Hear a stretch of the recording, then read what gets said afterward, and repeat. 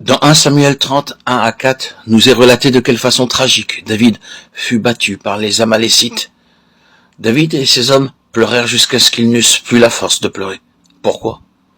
Parce que leur épouse et leur enfant avaient été emmenés captifs, et que leur maison et leurs biens avaient été brûlés. Quelle grande perte. Maintenant, c'est généralement le fait des femmes de pleurer. Elles pleurent sur le bord de la route, dans le bus, dans le train, partout. Mais un homme ne pleure pas. Si un homme pleurait sur le bord de la route, cela paraîtrait étrange. Ici, nous voyons que David et tous ses hommes pleuraient. Ceci montre qu'il y avait une très grande perte à recouvrer. Cette perte était la conséquence de la propre faute de David. Il avait omis de consulter Dieu avant de rejoindre l'armée des Philistins. Le temps vint où les Philistins montèrent à la bataille contre Israël. 1 Samuel 29.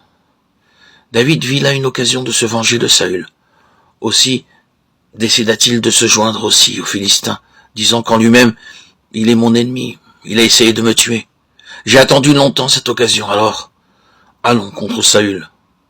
Bien qu'il sût parfaitement bien que Dieu ne lui avait pas permis de toucher Saül, il se rallia impatiemment aux Philistins, n'attendant pas de trouver la volonté de Dieu, comme il l'aurait fait en d'autres temps. Il faillit, et lui et ses hommes subirent une grande perte.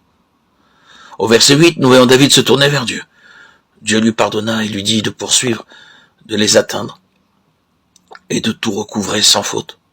David poursuivit, et non seulement il recouvra tout, mais il ramassa un tel butin qu'il put payer ses dettes à tous ses hommes et envoyer des cadeaux aux anciens de Juda. Mais Dieu s'occupa lui-même de Saül, sans le secours de David.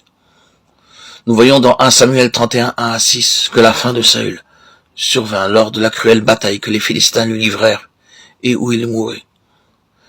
David n'a pas eu besoin d'aller contre lui.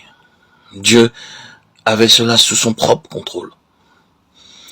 Mon avis est que nous n'avons pas à combattre contre les gens et utiliser des armes charnelles. La seconde fois où David subit une perte est relatée dans 2 Samuel 24, 1 à 4 et 13 à 17. Il succomba à la tentation de dénombrer le peuple. Il savait parfaitement bien que toutes les batailles avaient été menées et remportées à cause de la puissance de Dieu, et non par la force de son armée. Mais par orgueil, il voulait s'assurer qu'il avait une très grande armée sous ses ordres. La conséquence fut que Dieu le punit, et que 70 000 de ses hommes périrent. Il était sur le point de détruire Jérusalem, mais il retint sa main, lorsque David confessa son péché sur l'aire d'Ornan. Seigneur, j'ai péché. J'ai commis l'iniquité, mais ces brebis qu'ont-elles fait?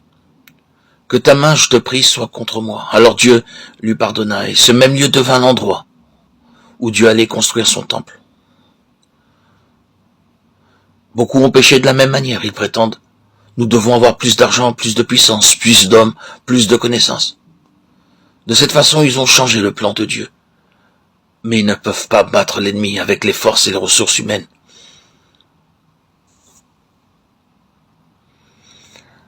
Sans l'aide de Dieu, ils ne peuvent rien.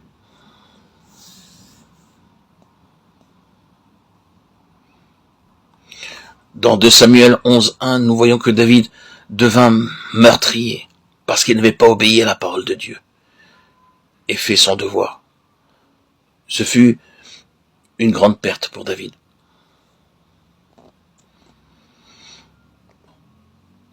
David demeura à Jérusalem.